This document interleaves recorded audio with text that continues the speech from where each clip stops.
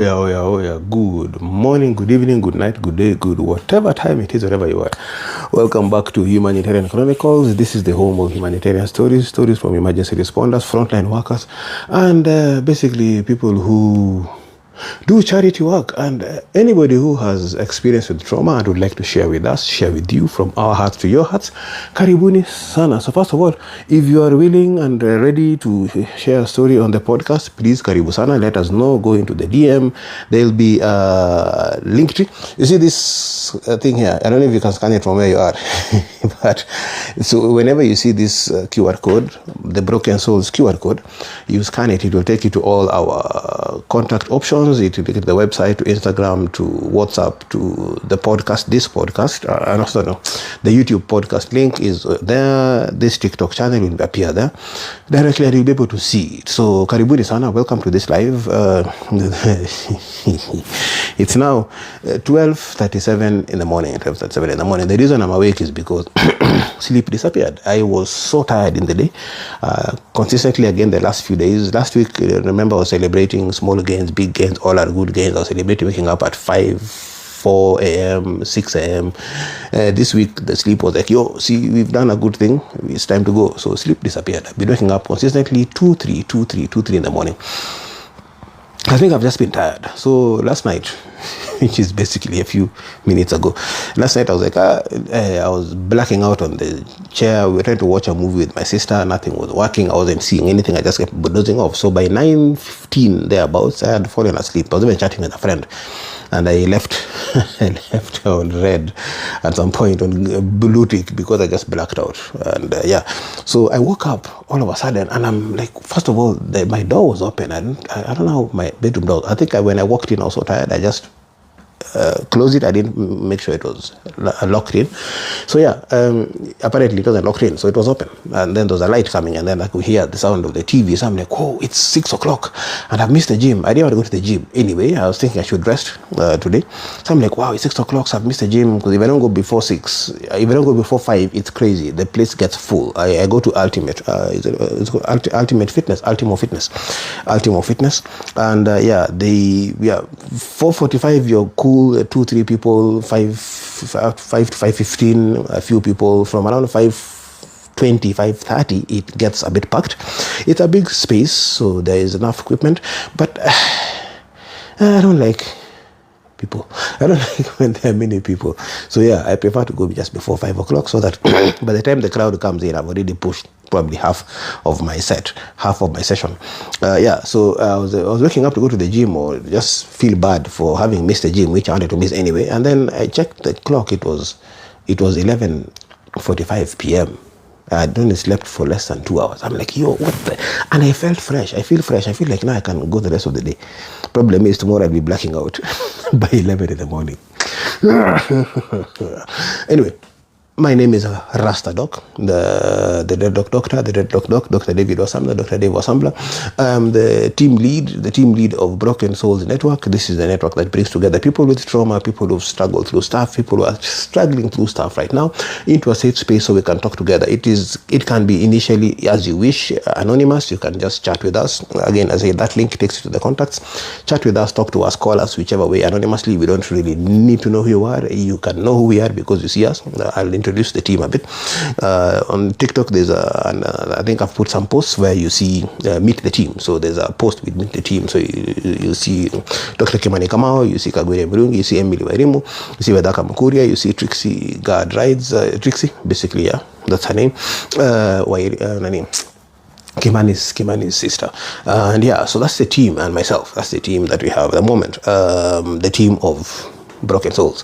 Those are the people that probably one of them will chat with you or call you, or have you call them and just have a discussion. We've had many successful chats or discussions so far with people, most of whom we don't even know. We've never met. We just met on WhatsApp, chatted 6 hours, 4 hours, 3 hours, talked on the phone 4 hours, 3 hours, 2 hours. And the majority of them were on the brink of taking themselves out. They were just at the edge of the cliff. They were like, we're done. I'm tired. I need to take this. This is it. I'm taking myself out. I'm taking myself out with my children. And then, of course, we are thankful, we are grateful that they gave us a chance to talk to them. And yeah, so happy Mental Health Awareness Month. Very important. Please, if you need someone to talk to, find someone to talk to. Don't be alone. Don't struggle alone. Sometimes your struggle is not the worst, or is not the only one. It may be the worst, but not the only one. And somebody else might have gone through a similar thing, or might be going through a similar thing. When you tell your story to somebody, you might help them. When they hear your story, or they tell you their story, they might help you. But when you talk to somebody, it eases the weight off your shoulders. So that's why Broken Souls tumekuja pamoja. We are together supporting each other. I am broken. I am the brokenest of broken souls that I know, at least. I've heard of people's stories, but as far as I'm concerned, I am the brokenest of them. So karibu sana.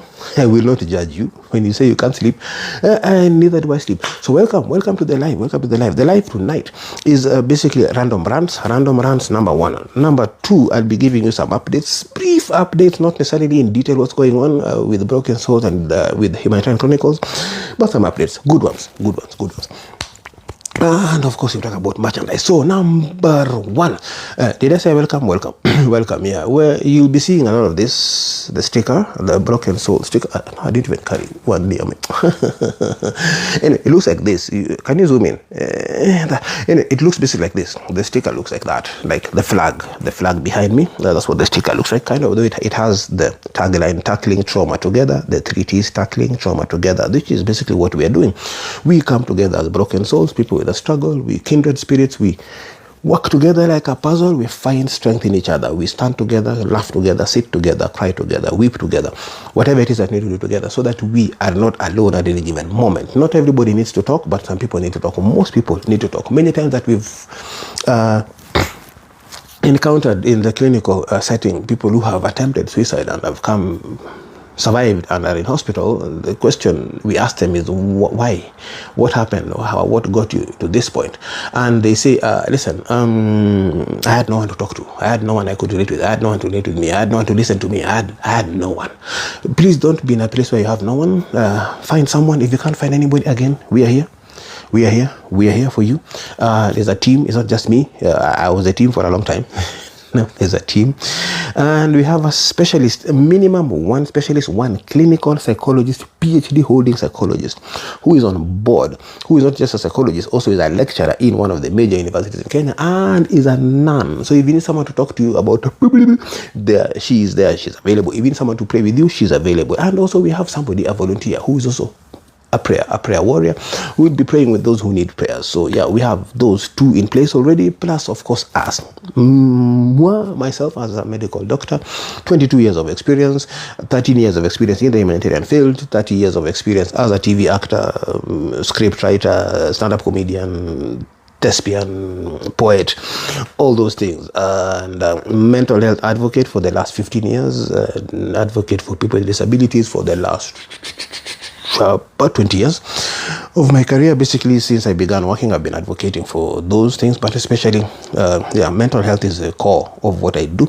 Very quickly, I'm a medical doctor, as I said. I'm a TV actor. I am an author. I'm the author of this book, Broken Souls, Chronicles of a Humanitarian Health Worker. This is my second book. The first book is called The Power of Passion, which was released in 2015 when I was in the Ebola response. Then what else am I? As I said, I'm a TV actor for the last 30 years. I'm a TV actor, scriptwriter, stand-up comedian, thespian, poet. I'm a gym rat. I love going to the gym. I know I don't have much to show for it. Yes, I love going to the gym. The gym is my main coping mechanism. That's where I go and push out the demons. When I'm lifting weights, I go and punch out the demons, kick the demons. Whatever ghosts I have, whatever noises in my head, I go and push it out every morning as much as I can.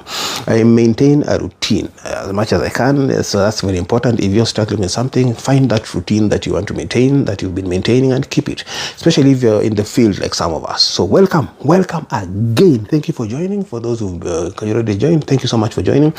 Please like. Oh, hey, I have sent you a message to your DM. Okay, Ronnie, open market. Let me use the other phone to check what the message is. It might be something urgent.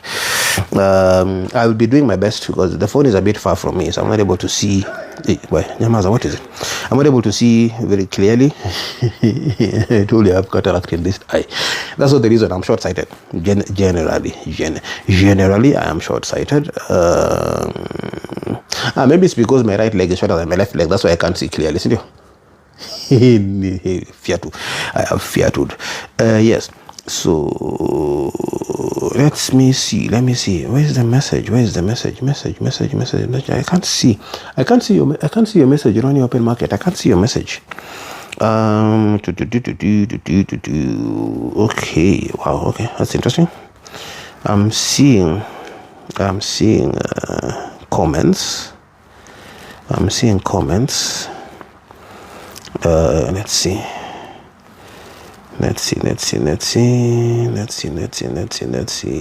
All right. Sorry, I can't see. Okay, let's do this.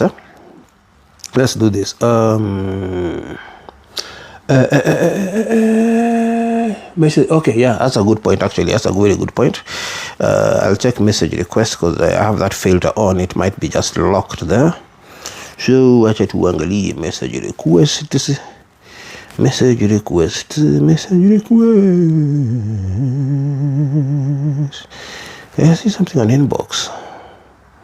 I can see something on inbox. But let's say copy. Where is it? Yeah. Imagine I can't see. Okay, can you do this? Can I follow this? Can I follow this up? Ronnie Open Market? Can I follow this up just after the live so that I'm able to respond to you without having to get distracted? Is that okay? I hope so. I hope it's not something so urgent that I have to fix now. I really hope. I hope not. So welcome everybody. Karibuni. Please share this live. Those who are here, share the live so people can join us. We'll be talking about some interesting stuff, and of course, as I said, random rants. I'll be randomly ranting about random things, which is something I commonly do. Okay. So karibuni sana. Thank you very much for joining. Thank you for your time. Thank you for. I don't take it for granted that you're here. Like, tap. That's what people say. I don't know.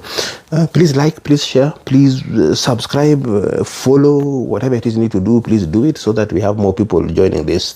Happy Mental Health Awareness Month. One more time. We are talking about mental health awareness. Oh yes, I've seen message request. It was hiding somewhere.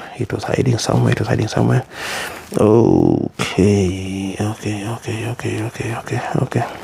So, Ronnie Open Market. See, let's pick this up after this live so that I'm not distracted. Then we can pick it up. See, if you're able to find our what's it called, the link tree on any of the descriptions of our videos or on any other option, please click.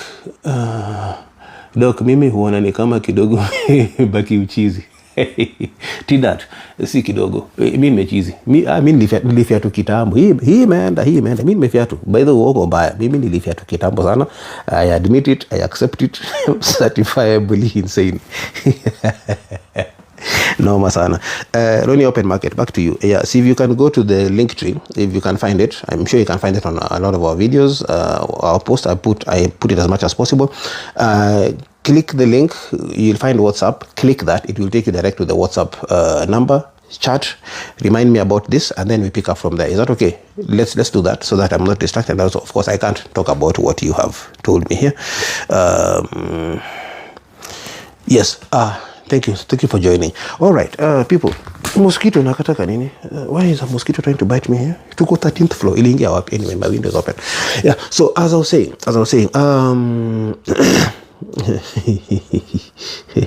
IPB, so thank you so much. Top shorter. So what was I saying? I was saying, yeah, I have some updates for you. So number one, we have an interview coming up today. That is going up today, rather. It came up last week. We did the interview a few days ago with a very good friend of mine. It is called the Silas Wani Chronicle. Silas Wani is a friend of mine from South Sudan, all the way from South Sudan. He's a humanitarian with close to 2 decades. Why are gifts suspended in recommendations and such due to prolonged actions such as remaining off screen? What are you talking about? I'm not off screen, bro. I am on screen. Me is here is screen. See screen. TikTok, mazanini bana. Someone talk to TikTok. Anyway, let's continue. So Silas Wani is a very good friend of mine. Worked with him for close to 5 years in South Sudan. We met in 2018. I met him in 2018. I went to South Sudan in 2017. I met him in 2018, and we worked together up to 2022 in different organizations. At least 2 organizations worked together with him. So you are highly welcome to watch that interview. It is amazing. I think it's one of our longest interviews after Kagwere Murungi's interview, and it is awesome. It has a lot of insights about what we go through as humanitarians, some of the struggles we go through, some of the risks that we have to take, the life we live, basically. And again, so basically he is taking off the mask just a little, so you can see the wounds, the scars, the pain, the things that he has struggled with or he is struggling with. And of course, that is the whole idea of Humanitarian Chronicles, the home of the stories of humanitarians, emergency responders, frontline workers, and anybody who would like to share their story, so that we are able to share from our hearts to your hearts, and you're able to see what it is that we go through, and we can support each other. So yeah, watch out for that. 2 p.m. today. It's already midnight in Kenya. I'm talking about in Kenya. Midnight in Nairobi, it's just going to 1 a.m. So 2 p.m. today, that will go up, and you'll be able to catch that interview. So please share with everybody, like, whatever, repeat. I don't know what it is you need to do, but do it. Yes. Follow. Yeah. So number 2, I told you my sleep disappeared. So sleep disappeared. I don't have sleep anymore. I've not been sleeping for many years. For those who know, those who don't know, if you're new here, yes. So sleep disappeared when I think I went for all these missions for the last 14 years or so. I've been an insomniac for many years. I've had insomnia since I was in university, probably since high school. But yeah, so I've had insomnia for a long time. I think probably a lot of it has been contributed to by the trauma that I've gone through. Over time, that's what at least one of the psychologists that I spoke to told me, that there's a lot of trauma from childhood. That was the last time I saw her, the psychologist, in terms of visiting. But anyway, so that was the last time I visited a psychologist, because there was a lot of digging into my brain, and there are things that I had repressed, memories I had hidden away, that were now being brought out of their compartments. And I was like, Tosha, please leave my memories alone and my madness alone. So I haven't gone back. You need to go to a specialist and be seen. Don't be like me. Don't be like me. So where were we? So very quickly, so I don't sleep. And unfortunately now for me, after going for Ebola response, and after I began working in the medical field, after I finished my internship, from internship onwards now, was already from internship, patients were doing that thing they do sometimes, where they decide, hey, you've treated me, but it's time to go, so I'm gonna die. So I've lost many patients over the years. We began losing patients way before, even when in university. We would have a patient that you're looking after, and then come back tomorrow morning and say, oh, sorry, the patient went. Some were terminal, some were not. Again, disease is disease. Human body is a human body. It does whatever it wants sometimes. And all of us eventually we leave.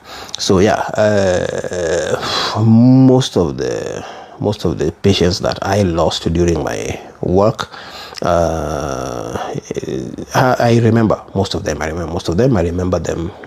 I may not remember names. I never remember names, by the way. I'm bad with names, but I'm very good with faces. Very good. So I remember almost every single face of every patient that I've ever lost in the last 22 years as a medical doctor. That sometimes manifests as nightmares, manifests as just being unable to sleep. So it has basically compounded onto my insomnia. So now I have more insomnia. And then it was made worse by going to places like West Africa during the Ebola response, Liberia, Sierra Leone for 3 years. That was a bit messy. It was quite scary.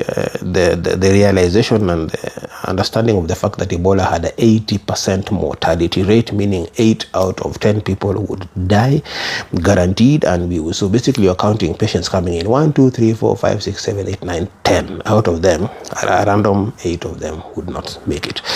It is unfortunate, and it's again not because we were not doing our best, not because we didn't have the equipment available for Ebola. You can't just go and treat everything. There's a particular protocol for treatment. But regardless of that, no matter what you did, we had patients who would come in very, very okay, very, very well looking, mild symptoms, and then suddenly they would pass away within 2 hours. We had others who would come in basically terminal, last stage, and then would recover. So again, one of the scientists that had studied Ebola in 1970s, who was there with us in 2017, 2018. I have some photos with him. He said basically Ebola does what it wants. He kept repeating that people don't get depressed. It's tough to see patients go, some who did not look like they need to go. And Ebola does what it wants. Basically, that's what he told us, and that's what we came to realize at that particular moment. So that made things worse for me. Hukuju, whatever was left, I think disappeared. And then of course we lost many patients, some that we felt should not have gone. I saw somebody just disappear in depression. A gentleman who had come in was a traditional healer. He had been treating people, and he was among those who had said that Ebola didn't exist. And then he contracted it. We admitted him. We were treating him. He was positive. Then suddenly, his wife came in, got positive. His youngest daughter came in. The 1.5 to 2 year old girl I mentioned in the book that I talk about came in. That was his daughter. And then his son, second last born, came in, was infected, positive. Sister of his came in, was positive. I think a cousin of his came in, was positive. And then it turned out that he had been treating them when they were unwell, and he wasn't sure whether he had infected them, transmitted it to them, or they had been sick before. So at that moment, the moment he was told his wife is here and is positive, and she was transferred to the same ward, because we would separate male and female basically, hypothetically, but they were in the same ward. These were makeshift hospitals that were set up specifically for Ebola, so we're not going to be able to set up a whole system where it's male, female, but it was separated as much as we could. Mosquito, what do you want? Honestly, I'm being alive, and you're here being alive. I can be anyway. So when we told the gentleman that his wife and his daughter, his wife and his son and his niece and his cousin and his niece were there positive, immediately I remember I was the one who broke the news to him. I was with the psychologist and the other doctor who broke the news to him, because we used to go in pairs. So I was with, I think it was with Dr. Peter. We were together with Dr. Peter. He broke the news to the patient. And then had a psychologist and somebody else who had come in also. We used to go in pairs. So it meant there were 4 people inside there. And the moment we told him that, have you ever seen a light switch off? Literally, that's how it looked like. He looked like his lights just switched off. And nimeona message yako. I've seen your message popping in. Ronnie Open Market, I've seen a message popping in on WhatsApp, so I'll be engaging with you just after this. Thank you so much for reaching out. Let's see how we pick this up together. Again, you are not alone. We are tackling trauma together. The 3 T's of Broken Souls, tackling trauma together. Hashtag 3 T's, tackling trauma together. We are working together, walking together, crying together, sitting together, weeping together. We have an open ear for you, and we have a big shoulder for you to cry on and wipe your makamasi when you cry. Please don't wipe makamasi. Anyway, so we just saw a light in this gentleman. I told this mosquito that I'm alive and it will not be live very soon. Go and find your own TikTok live you do by yourself if you survive that. Your father. So we saw this man just go off. We saw the light in his eyes just switch off. And that was the last time he ate. That was the last time he spoke. That was the last time he did much. And in 2-3 days time, he was gone. He died.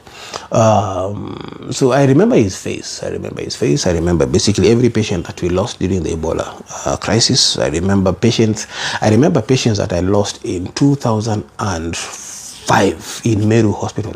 Well, I was still an intern, 204, 205. I still remember them. I remember the patients I lost in 2005, 2006, 2007 in Moyale. I remember. Unfortunately, and sometimes they come in as a flashback, sometimes they come in as a memory, sometimes they come in as a nightmare, in a dream. Of course, a dream about dead people. It can't be a dream, it's a nightmare-ish. So I don't sleep. Unfortunately for me, and unfortunately for some people, because there's a group, pick is me, I need new friends, because now I thought I had friends here who can talk to me, and then Hawako. I had to go wake up my sister because when I'm waking up alone. bothered her. Shauri yake. My elder sister tena munalala nini, no sleeping for you. If I'm not asleep, you're not asleep either. So anyway, very, very quickly. So we are setting up something. I told you there's be an update. We are setting up something in regards to Broken Soul, something official, so that we're able to continue doing this in an official capacity with all the legal aspects in place and all the requirements in place. So we are doing that. Once it is done, we will update you in the next, give us 4 to 6 weeks. We should be able to update you on where we are with that process, so that now it is fully fledged. It's fully fledged. So we're going to be working on that, because there's a huge need. There's a huge need. I've spoken to people in huge institutions in this country and even out of the country, who are telling me, listen, bro, we need help.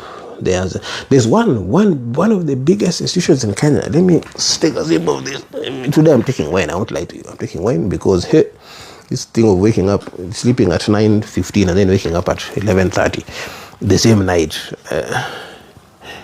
Waking up the same night with 2 hours later and feeling like you have slept for 8 hours is not right. So anyway, some red wine here. So semi-sweet. So even it said somewhere, take a little wine for your stomach, something. I'm taking it for my stomach. This stomach.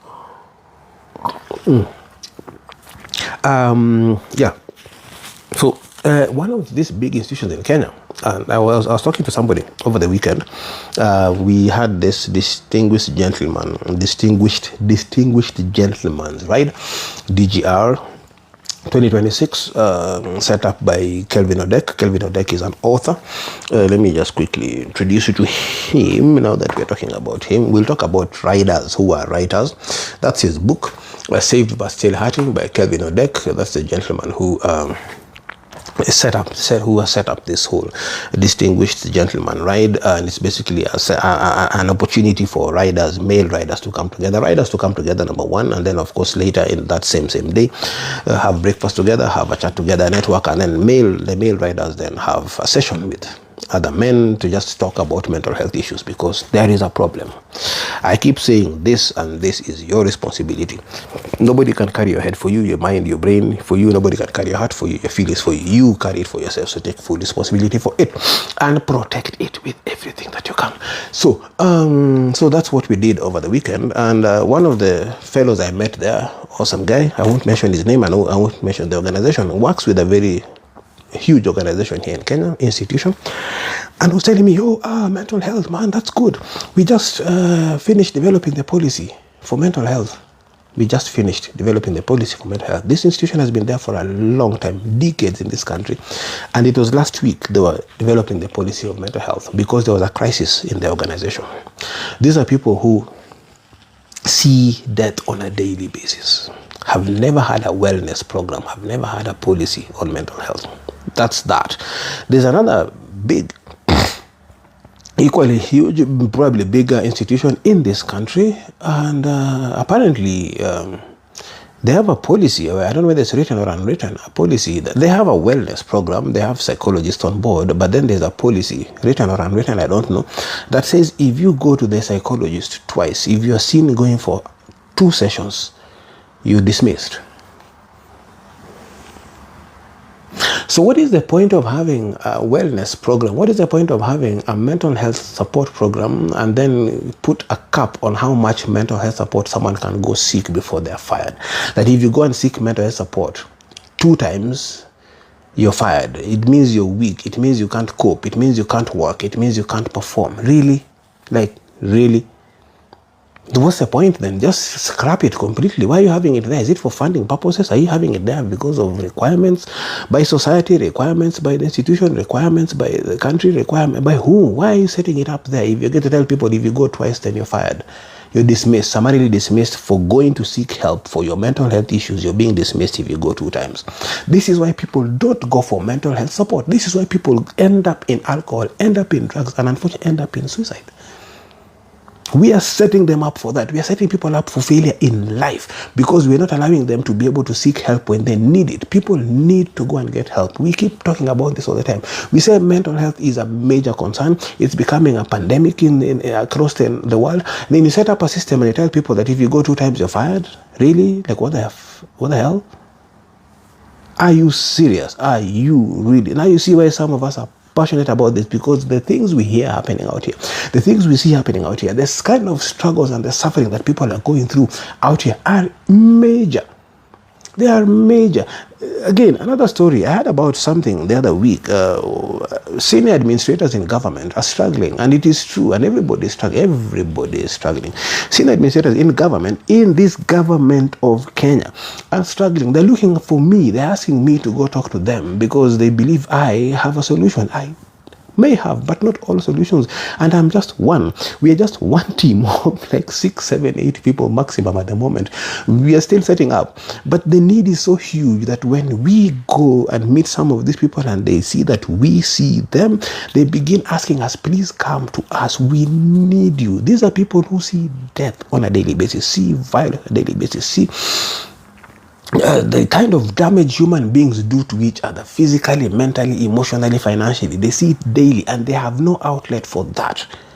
So they are basically collecting second-hand trauma on top of their own first-hand trauma in their lives, and they have nowhere to take it out. And then somebody will tell you, but we have a whole, what is it called, association of psychologists in the country. Yes, we do. Yes, we do. Thank you, we do. Where are they? Where are they? What do they do? Who do they support? How do they work? I've sat in meetings and people talk about mental health, and there's this and there's that, and we do this and we do that, and this professor this and professor that, and so on, the other. And these persons and the politicians who are saying things, and their policies and the things being set in place. Question is, where are they? Where are you? Who are you supporting? Or is it just workplace conflict that we are dealing with?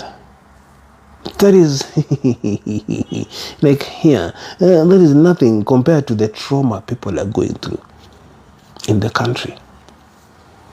Fuel prices shot twice to the highest ever in this country.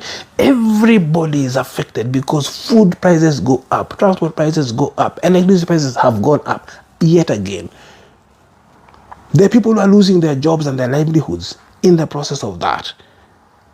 There's so much trauma going on, and it is now, we are starting to see it manifesting in the way people are behaving, the way people are reacting, the way people are responding, the things people are doing, the way people are finding a solution out of this problem, a solution out of this pain, finding a way to get away from the pain by worst case scenario. Best case scenario, quote unquote, is people going into heavy drinking, or drugs, or both, or finding other vices to kind of take away the pain they're going through mentally. Where are you? Help us. Where are you? And then, of course, let's come to emergency responders, frontline workers, humanitarians, the people who are now in the field actually helping other people. We are the last line for somebody somewhere. I'm going on mission soon, 2 days from now. I'm going on mission to one of the war zones in this universe.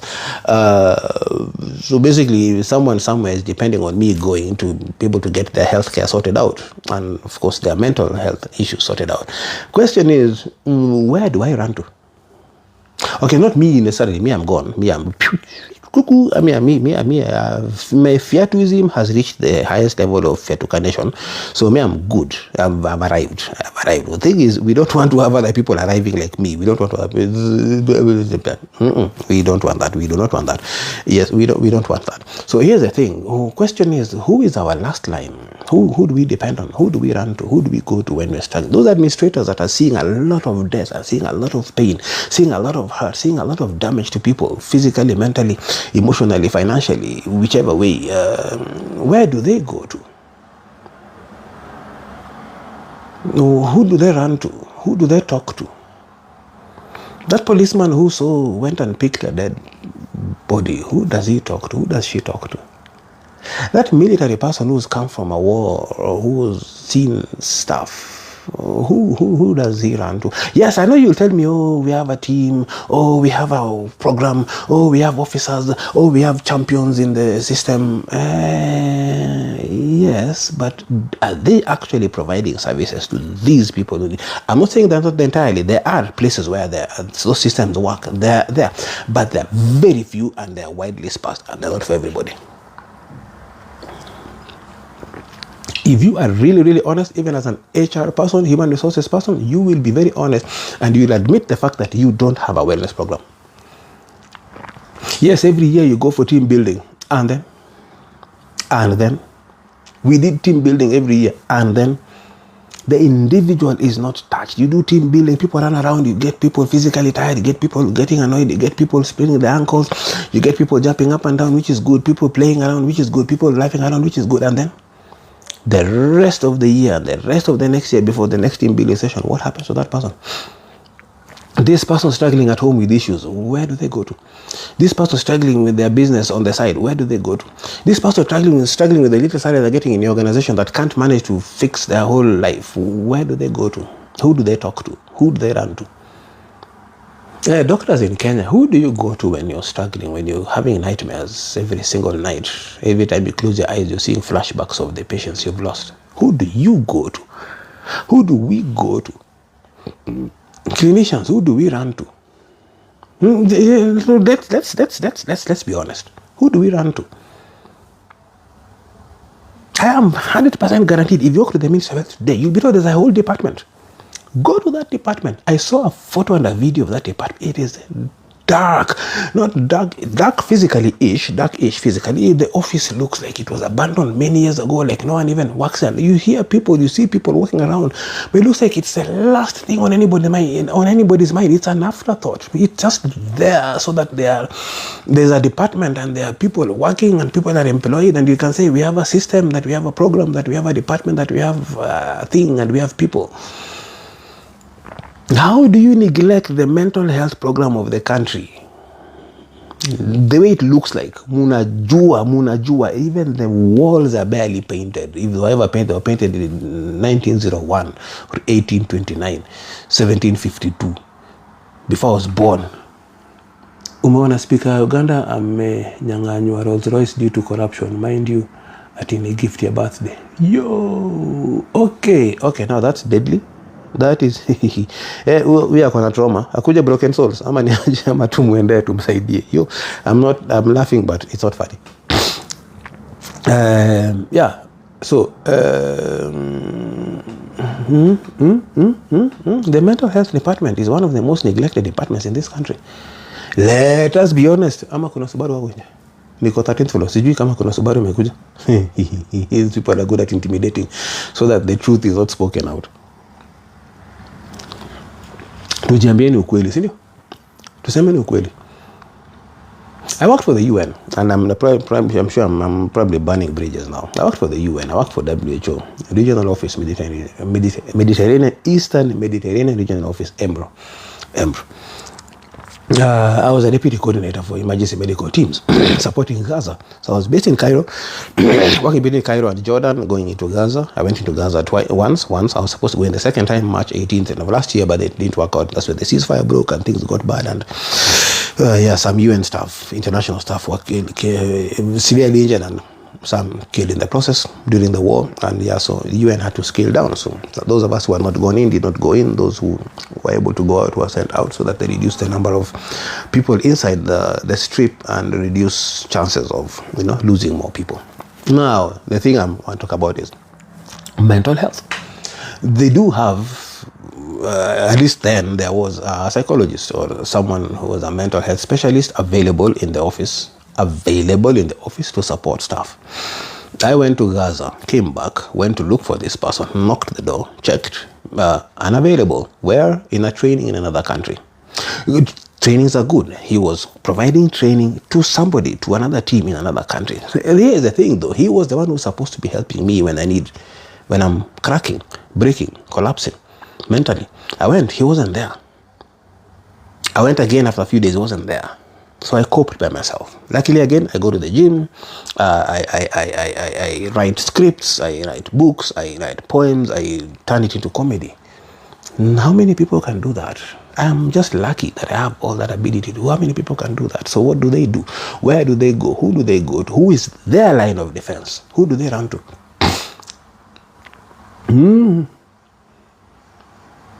I worked in Cairo for a whole year, 13 months actually. And in those 13 months, I saw this gentleman 3 times, literally 3 times in 13 months. Not because he did not want to be there, I'm very sure. He was doing the right thing somewhere, but probably at the wrong time. This was a person who was set in place to be able to support those of us who go into mission. And the Eastern Mediterranean region has many countries that are volatile. So people go out and they come back to the regional office, or come from the other office, come to the regional office, and sometimes they look for him and he's not there because he's training in another country at that particular moment. They brought in somebody eventually. After a lot of noise, they brought in somebody. This person was specifically for Palestine. Which means anytime that she was inside Gaza, or she was in the West Bank, or she was in Jerusalem, it means obviously she was not in Cairo to support anybody who needed her in Cairo. And this gentleman was in training. This gentleman was building capacity, which is good. So was it a shortage of staff or a lack of understanding on the part of the WHO, that is the guru of health, policy maker of health, including mental health, that we only had 2 people? 2? For the regional office? Because even those people who are in the regional office, even those who go to the field, have struggles every single day. People struggle with things from home, in their homes, in their marriages, in their families, that they have needs to be sorted out up here. And when there's nobody to talk to, who do they go to? They find our own psychologist? Cool, yeah. At a cost, an extra cost. Cost financial, cost time-wise. How many people can afford 6, 7, 8, 9, 10,000 shillings or equivalent per hour? And it is not 1 session, not 2, not 3, not 4, minimum 3 sessions. So if you're lucky, you get the 6,000 version. Yeah, you're talking about 18,000. You have to spend within 3 weeks, or within a month, or within a short period, just to have at least 3 sessions to go through. Sometimes you need more sessions. 1 hour. How many people can afford that? That's why Broken Souls, we are selling the book. This book is on sale, of course. It's on sale, it's not free of charge. Bookmarks, some of the merchandise that we are selling, branded. This is me inside Gaza. That is me inside Gaza. The bookmarks have a message on them. The 3 T's, tackling trauma together. It has the QR code where you can access, and your friends can access if they need to access it, to find us, to be able to reach out to us, so that we're able to support them and tackle trauma together. We have other stuff we are selling. We have t-shirts, we have hoodies, we have capes, we have magic mugs, we have normal mugs, we have water bottles, we have key rings, we have pens, and lots of other stuff that we'll be selling. I'll be talking about that the moment we set that up properly. Merchandise will be going out. For the reason for that merchandise being aggressively sold is because we are raising money for the kitty of Broken Souls Network to be able to subsidize costs for those who need psychological sessions, who need mental health sessions, to be able to talk to the psychologist, talk to the therapist, talk to the psychiatrist, talk to the counselor. And we are able to subsidize the cost for you, so that you're not paying the full cost. That's what we're trying to do. We at the moment, we don't have that capacity because it's basically in my pocket, and my colleagues, my friends with whom we are working, so we are not able to currently subsidize. But at least, as I said, we have a clinical psychologist on board pro bono. She's able to support for those who need before we have too many people coming in.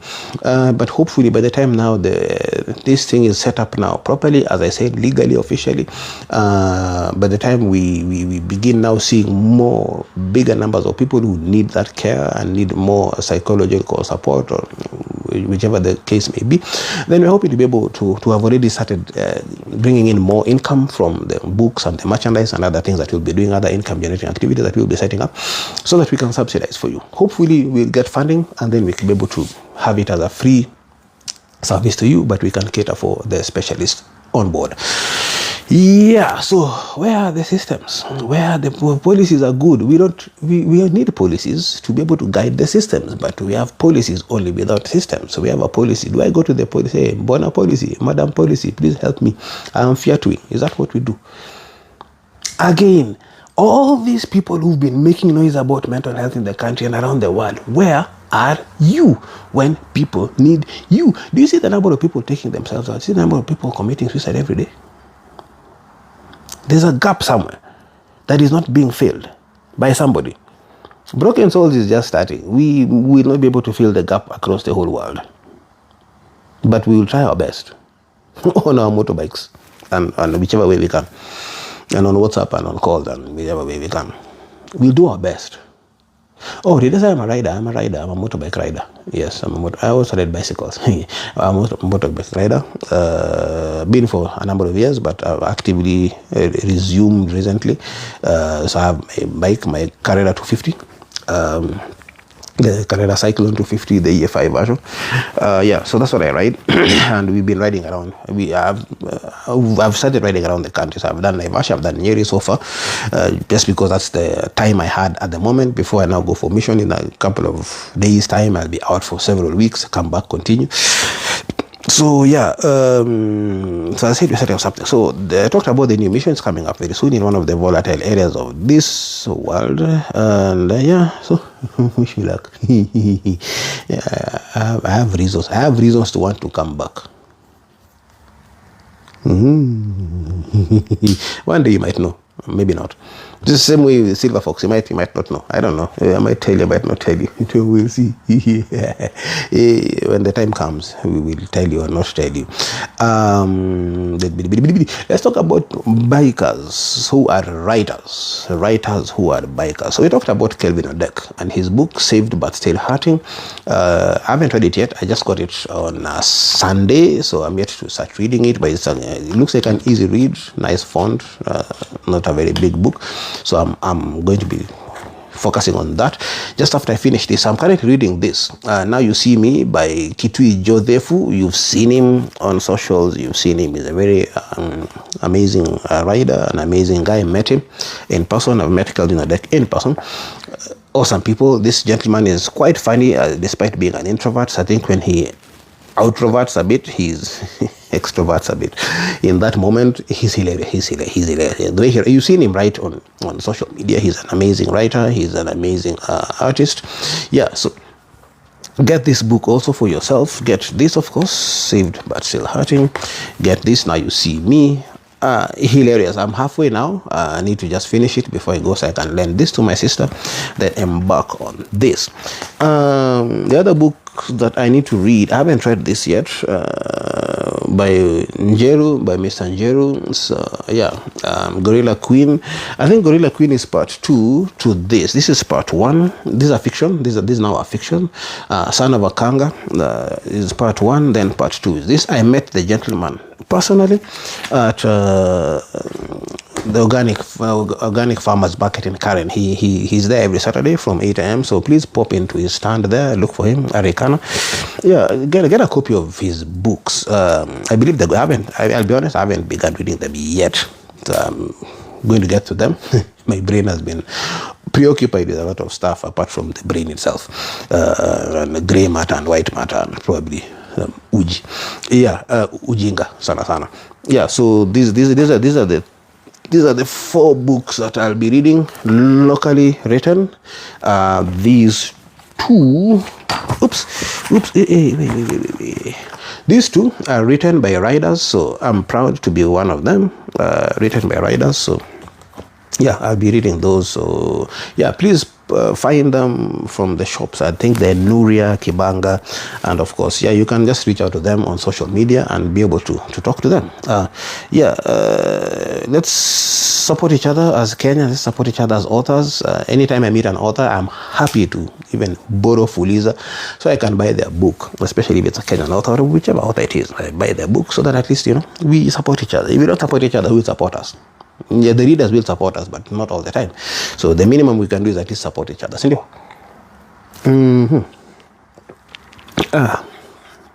Let's talk about the pick-pickists. There's a group that I call that we call each other, and I named the group Humanitarian Pick-pickists. Humanitarian. There I'm saying Y-U-M-A-nitarian pick-pickists. So this is an interesting group of people. First of all, sanity has left all of us jointly and individually, so don't look for sanity among us. So who are these people? Kagweria Murungi, number 1. Kagweria Murungi, this wonderful, prolific rider, lady rider, who's doing an amazing work in Turkana County. She set up the Turkana Community Library by herself. She's running that. Kagwere is a civil engineer by training, but she's doing library. She's a librarian by choice, and so she has that. Then she set up something called a pad bank, sanitary pads bank. Basically, you bring in sanitary pads, we donate sanitary pads to them, to her, to the bank there. Then people come and withdraw. Women, girls come and withdraw. Basically, come and pick up a pack of pads each month, as much as we can. So please continue supporting that. You are amazing. We supported and got 6,390 sanitary pads to Turkana on the 1st of May. They went to the women's prison, went to Lodwar Girls High School, and some remained in the pads bank in the community library to continue to get used there. Trixie was in Naivasha, all the way in Naivasha on the same day, walking from morning up to evening across Naivasha in the rain, in the sun, in the rain, in the sun, with friends who supported her, and she got a huge bunch, hundreds of sanitary pads, also going to Turkana. So we've done so we have that. We have Kagwere Mrungi doing that work in Turkana and across the country. She's done 47 counties on her bike, the KLR Toothless. That dinosaur bike that she loves and we love her with that bike. So we said, Kagwere, nilikuambia nini a few months ago, you ride, we follow. We are following you.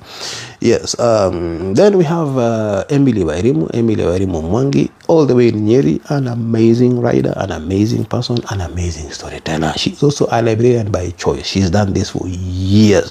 She's deputy country coordinator for AFK, American Friend for Kenya. I hope that's the correct title. If it's not, Emily, correct me. Pole Sara.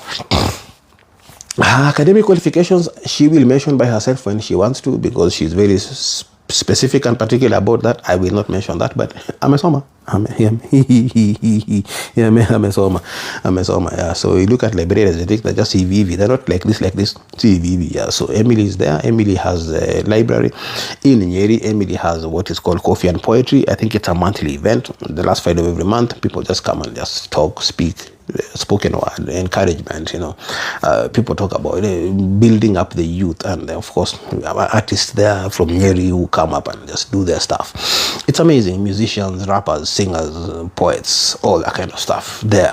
Storytellers like Emily herself and Wawera, who do amazing work with storytelling. That is just it's amazing.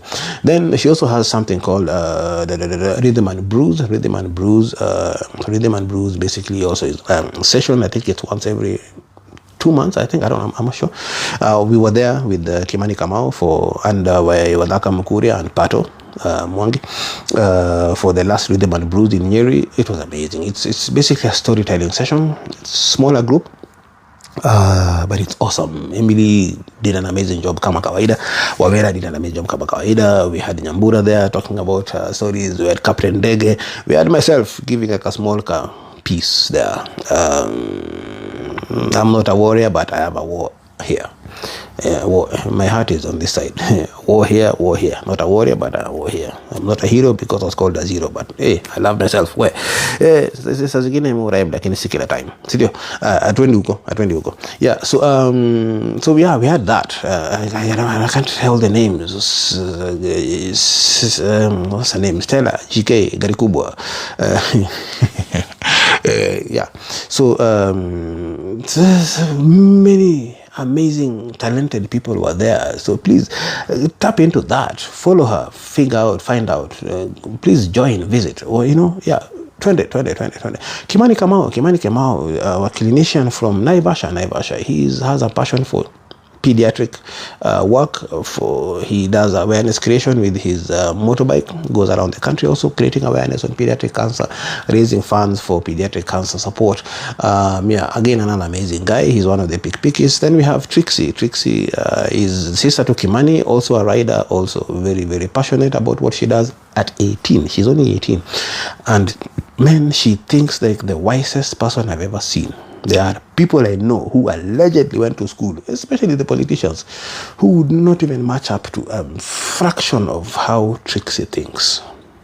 That should tell you something. Yeah. Everybody, welcome. We're just about to wind up. Don't worry, just about to wind up. However, welcome. Thank you for being here. Then we have Wadaka Mukure. Wadaka Mukure is an amazing, prolific, prominent TV, movie, documentary producer. You've seen his shows. Hapakule News is a show that he produced. You've seen The Real Houses of Kangware, a show that he produced, and many others that he's done, including documentaries and movies. So yeah, we have Wadaka Mkuria there. He's a motorbike rider, and he's also a pickpickist, so he's a humanitarian. Basically, he does a lot of work in this sphere. He's working with us. He works with me, with us. He's a friend. He's one of us. So yeah, so that's a core group. That is basically we call ourselves the humanitarian pickpickists. Humanitarian pickpickists because we all ride motorbikes and we do humanitarian work, charity work together. We have Calvin Osambla. Calvin Osambla is amazing on the IT side of things and his content creation. So Calvin Osambla is doing a lot of content creation for us. We have Manu all the way in Turkana. He's not here. He's in Turkana. We have Manu in Turkana, working very closely with Kagweria Murungi. So Manu is the default member of the pickpickists. We have who else do we have? We have Tush and Tabs and Akina Vini and Akina Kolo in Nyeri, working with Emily and many other people. Forgive me if I don't remember all your names. Amazing quorum of people. We talked about Trixie with Kimani in Naivasha and moving around with him, supporting us, doing everything that we do, doing whatever we do, making it a better place. With Wadaka, we have Bilha, Keki in a cup.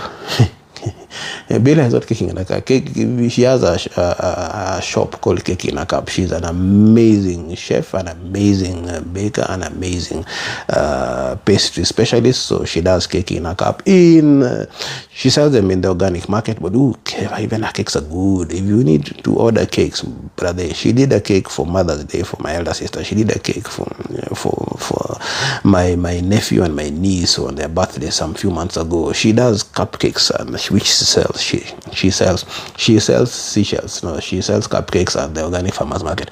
Yeah, she does an amazing job. So Bilha does that at the organic farmers market. So yeah, she's one of us by default because she's Wadaka's wife. Hana choice sana.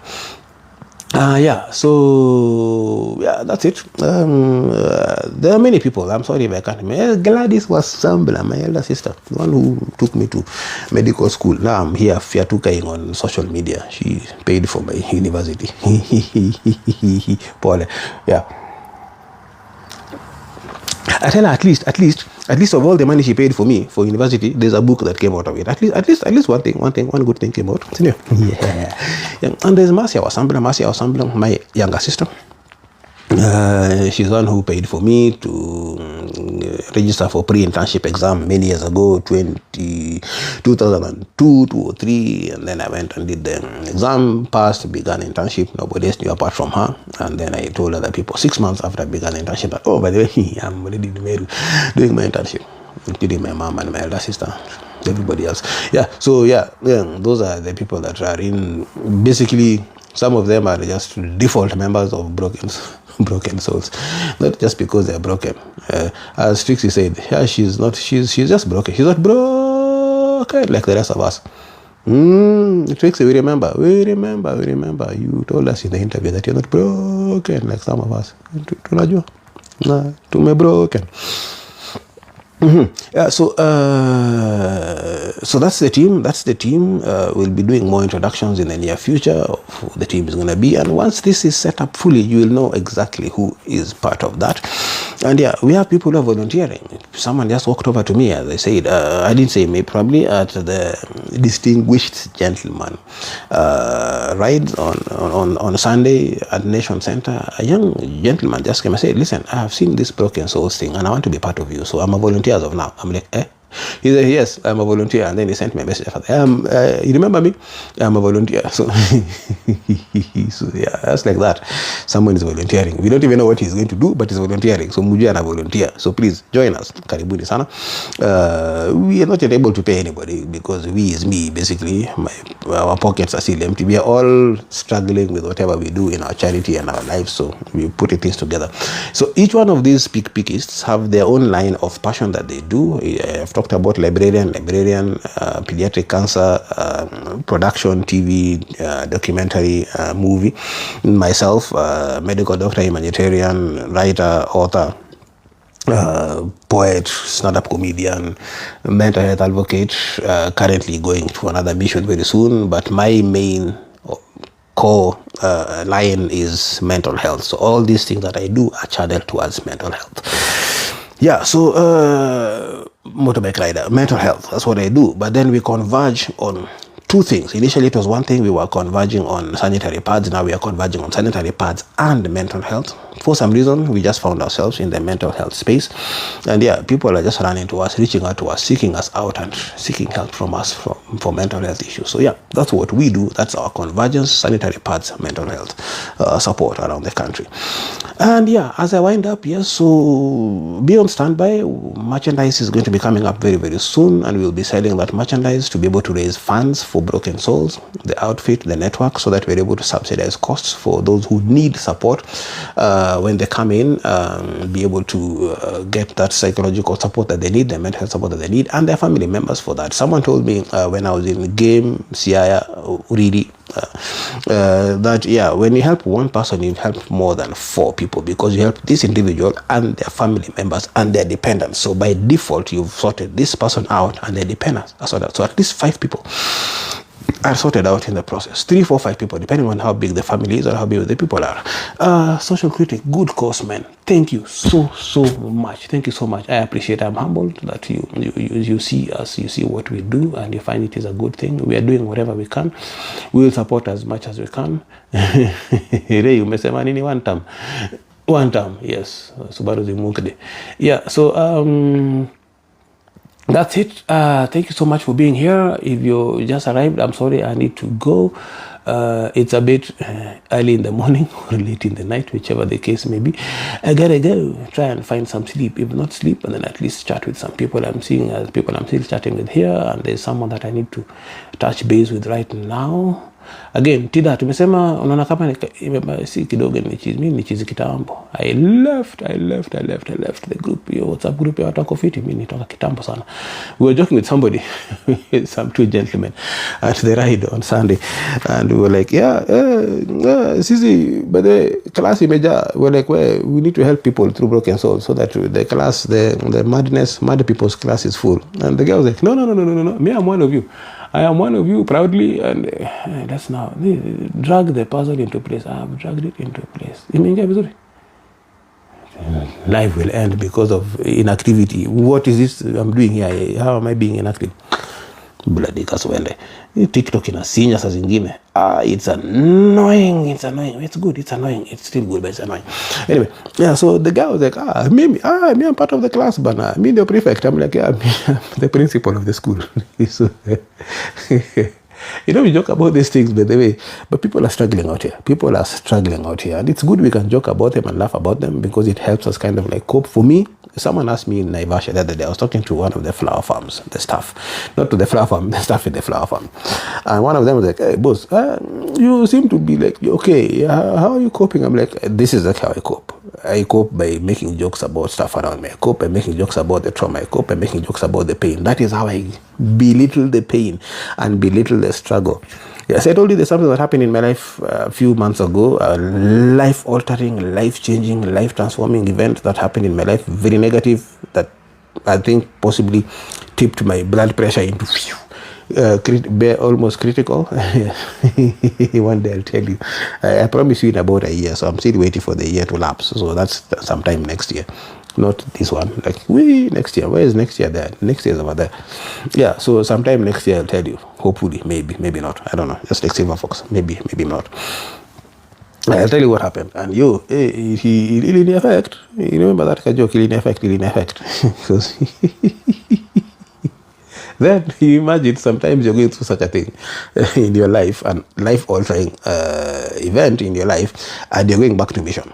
Or it is happening while you're in mission, and you still have to work, you still have to function, you still have to serve, you still have to support people. Daddy long legs, ini mosquito. Okay, kuja. No, come, I greet you. Come, I greet. If I caught it, it will not survive. You see now. You see these things. I tell them, Where are you? Where are you? I tell these people that I am live, and if they play around, they won't be alive, and they don't want to listen. Kwenda huko. You are coming to eat me. Bite the floor. Anyway, yeah, so that's it for tonight. Thank you very much for joining me. Thank you for being here. This will be posted onto YouTube. The snippets and the highlights will be, of course, here on TikTok, and then we're working on having shorts and short versions of the videos being posted very soon. So we'll see that. We'll see how that goes in the near future. So, Mus Poniola, I hope I'll still be able to run interviews while I'll be in the field. If not, I will send an apology and I'll let you know how we're going to work things out. I'll probably just be posting for at least 4 or 5 weeks. Okay, so the next 3 weeks we have interviews. We have the interview lined up today, the Silas Wandi Chronicles. Then we have coming soon, we have Max, we have Jack, we have Ems.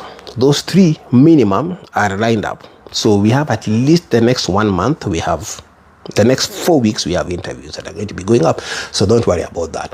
Now it is now towards end of June, July is when might be a struggle because I'll be out. We'll see if we'll do them online and post them so that we maintain the Tuesday interview posts. I'll let you know. So I apologize. I apologize in advance in case that may not work as we've planned, but we'll do our best to make sure that we have interviews every single Tuesday being uploaded onto the podcast so that you can see what it is that people go through from our hearts to your hearts. Kumbuka tafadhali, this is the Mental Health Awareness Month, but mental health awareness should not just be this month of May. It should be every single day of your life. You should be mentally aware of where you are, how strong you are, and what help you need. Please find help. You be strong, but let other people be strong for you occasionally. Don't struggle alone. Don't be alone. Don't be by yourself. Find someone to talk to. Find someone who can listen to you, and also be a friend to somebody. Be the person people can go to. But remember, find somebody you trust, not the person who go and now start talking about your stories on social media and in the WhatsApp group and in church and everywhere that you go, and then become a laughing stock. No. That's why people do not go and seek help, especially men, because you talk to somebody, a guy, just be a man, or watch a mama, or they go and start discussing your stories as a lesson learned with other people. No, we don't want that kind of thing. So if you don't have those people, again, tuko hapa, broken souls, we are here